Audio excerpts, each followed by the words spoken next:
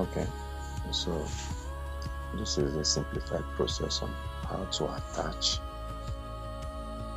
a particular course file or material resources to Chatgpt.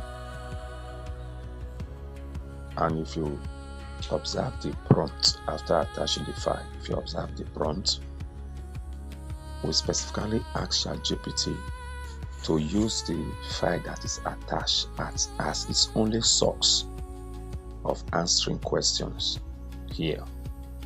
And we further give it a constraint that it must not get answers from any other place.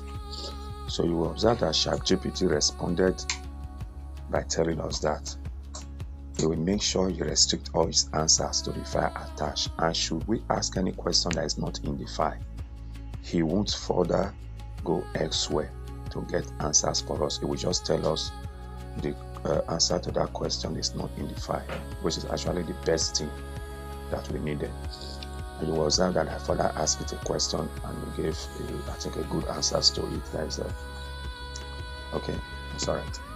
So if there's anything we don't understand, you can ask it in the comment section.